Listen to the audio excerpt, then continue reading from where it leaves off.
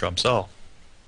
I mean, it's there for their safety. I mean, they had people several years ago who, like, their head, whatever they were wearing on their head, got caught on something and it killed them. So, like, now they don't allow. Oh, sorry, JJ, we lost you. JJ? And they're complaining about head scars. Yes? We lost you for a couple of sentences, I think. Oh, really? Hopefully it's not anybody Can you hear me now? DDSing my computer. Which... I'm hearing you fine. It's JJ that's coming through kind of stilted. Something's cool. thrashing your network. Oh, maybe it was the chat. Like, can you hear me now? Yeah, I can hear you now. So, can you just reiterate your headscarf comment, please? Yeah, like, I was just, like, going on about how, like, it's there for safety. Like, they had people a couple years back who they were wearing something and it killed them. And so after that, they made a rule where no one is allowed to wear anything on their head.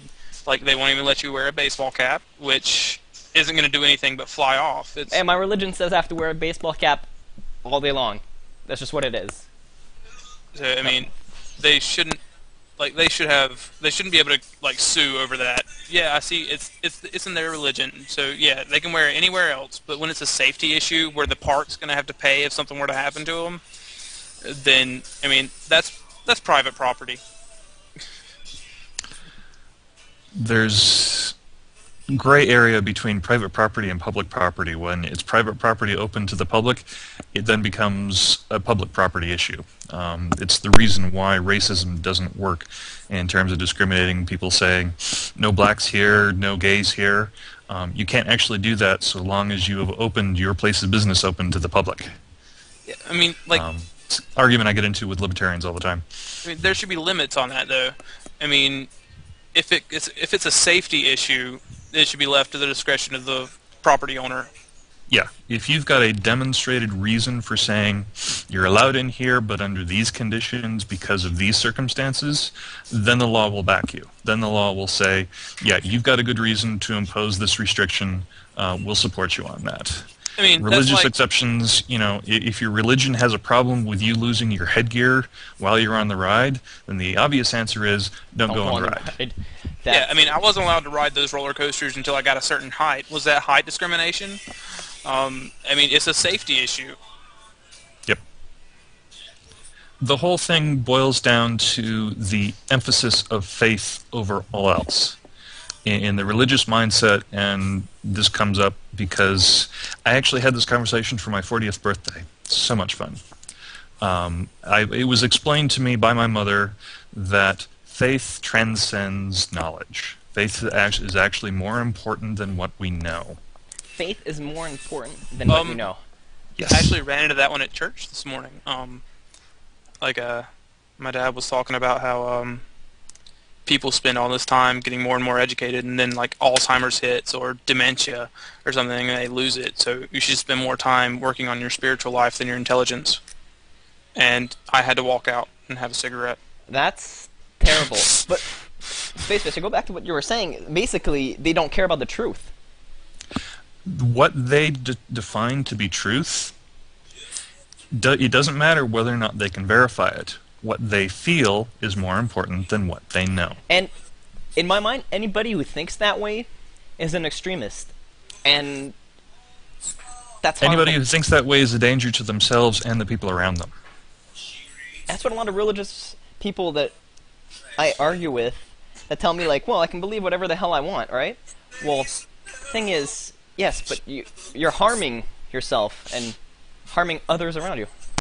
How do you rationalize that being okay? Because you're emotionally invested in that position.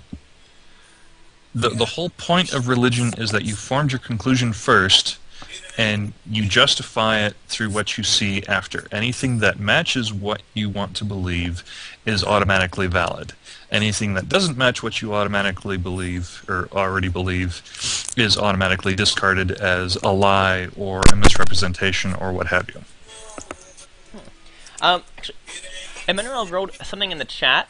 Let's not forget that Bibi halal Muslims using religion as an excuse for unnecessary painful slaughtering of animals. I don't know what the what the difference between halal and dabiba halal practices are. It's related to the Jewish custom of kosher, where there is a specific way in which you're supposed to slaughter an animal so that it's acceptable to be eaten. The idea that the manner in which the animal is killed is somehow related to the purity of the animal and what you're allowed to take inside your body. So is that just environmentalism put in a book? 'Cause I'm down with only like grass-feeding cows and eating only grass-fed cows because it's healthier.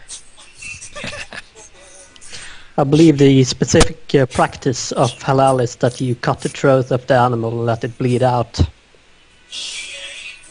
You're minimizing the risk of bloodborne disease, yeah. The fact that we drain animals, we desanguinate animals after we slaughter them, really shouldn't make an issue, but again, they've built up religious faith about this. They've established a dogma that says it has to be done this way. If it's not done this way, then the meat is unclean and you're not allowed to touch it. Is it actually a scientific thing to get the blood out? Does it actually like help clean the animal or something? There are a lot of practices that are kind of hit and miss, like the original kosher prohibition against pork.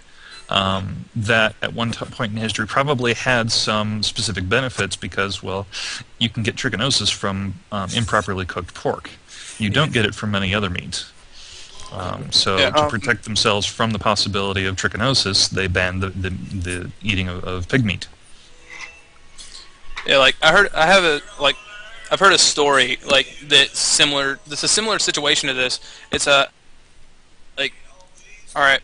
Growing up, this woman, like when she was a child, her mom, when she would cook a ham, she would cut the ends off of it, like both ends, and then she would cook it. And she did that the whole time until she got older. And when she got older, she would do the things the same way. And eventually, she figured out that there's no real reason why those ends were cut. The only reason was because her mom had a small pot. So it's taking something that has some function, but because you've ritualized it so much, it your generation. It becomes a belief, and the belief is passed on. Mm-hmm. Yeah, precisely. All right. So Spacefish, can you go over your opening statement, please? Alrighty. So I thought I was very nice, so you should explain it. Yeah. What I found is that the primary focus of religious apologetics in the modern age is that faith in and of itself is not bad. Religious belief doesn't automatically lend itself toward extremism. But there's no attempt to explain where religious extremism comes from, other than people who are unfortunately misled. There's no attempt to explore how they're misled, other than to shake fingers at people who would suborn religious faith to serve their selfish goals. So I really have to ask, when has religious faith not been abused? When has religious faith not encouraged people to blind obedience toward authority? When has religious faith ever thrived in the face of critical examination of its claims and foundations? First, I think that there are some system of beliefs that do encourage critical thought, right? Like, I don't know a lot about Buddhism, but it seems like it's not blind faith for one person, right? It's actually... And that's the one, yep. This is why I'm constantly saying I have more respect for Buddhism than I do any other faith. However, my problem is that they still assume a default that there is a mystic nature to the universe, and they're only supposed to reject that tenets of that faith as they're disproven. So, in other words, they're still forming a conclusion first, and justifying the fact and examining it after, that they're basing an entire mindset on the idea that was handed down to them from authority. And if authority acknowledges, okay, we were wrong in this, we're going to drop this part, that's great, that puts them a step ahead from every other religion on the planet. But they still have the problem that they're basing their faith on something that they have no way of knowing in the first place. The way I rationalize that, because I want to love Buddhism because I find it's the most beautiful system of beliefs that, it's the modern religion, is that they're keeping that just for the historical aspect. Like, you don't want to lose the link to your past because that's what made you what you are today, right? And Buddhists are where they are spiritually and philosophically because of their history.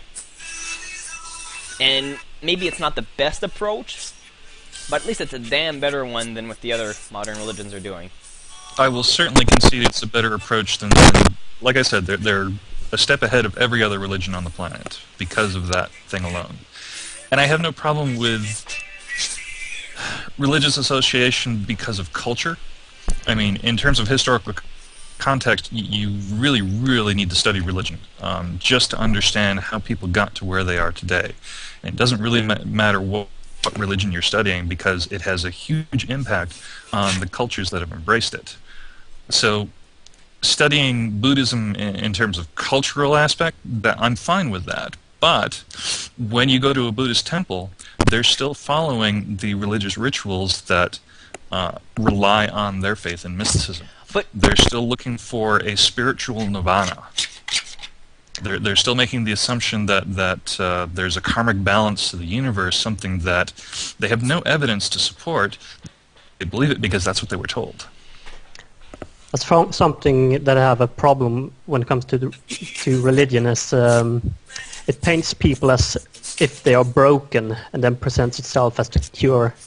Of course, they always define themselves, define mankind as something that is broken by nature. Right, And you can never escape the fate of yourself being sinful. It's about as honest, in my opinion, as a doctor poisoning people in order to get patients, and then continue to keep them sick to keep them there. I don't know that Buddhism falls into that trap quite as thoroughly as the rest of the religious world, but they certainly do have aspects in there. Yeah. At least they have less, so it's a good start, right? Well, they kind of present people as low. I don't know how I should put this precisely, but they strive for a position of spiritual perfection. Yeah, precisely, and therefore, for the default state of mankind is imperfection. And you have to work towards perfection, so there's always improvement needed. Mm-hmm. Yeah, I think that's a great approach to life, though we are imperfect, and we should be striving always to improve, right? I mean, to life itself, but not, like, as far as religion is concerned. Perfection as far as life is concerned is completely different from perfection as according to dogma. How do you define perfection in terms of human qualities? You define that yourself, in my opinion. Yeah, Buddhists don't. They have a state of spiritual nirvana in which you are spiritually perfect and you can shed your physical form and become one with the universe. So there actually is a Buddhist perfection that you can reach? It's called nirvana. That's where the word comes from. See, I thought that at least when you reach nirvana, you could still improve, but it was kind of like just Maslow's top piece of the pyramid sort of thing. It could be simply a plateau. I'm not as familiar with the Buddhist faith as I am the Christian faith, but it's my understanding that at least originally the description of nirvana was a form of spiritual perfection, or at least as perfect as we can get. It's very poorly defined, however. Yeah, I personally have no problems with Buddhists as long as they keep their faith to themselves. And most Buddhists do that, of course. However, one problem I have is that a lot of them assume that their path to enlightenment is necessarily the only one. Mm-hmm. Emmanuel struck in that something called the Bodhisattva, but I can't pronounce that. Buddhavista. Oh, thank you. Person who's reached nirvana but stays on the earth to guide others forward. So basically, this is just like, that seems like something that would be out of the Bible. It's just once you're, enlightened, you can die and go. That's who the Dalai Lama is supposed to be. Huh. And when he dies, he will pass his mind. He's supposed to reincarnate into a child another child after his death.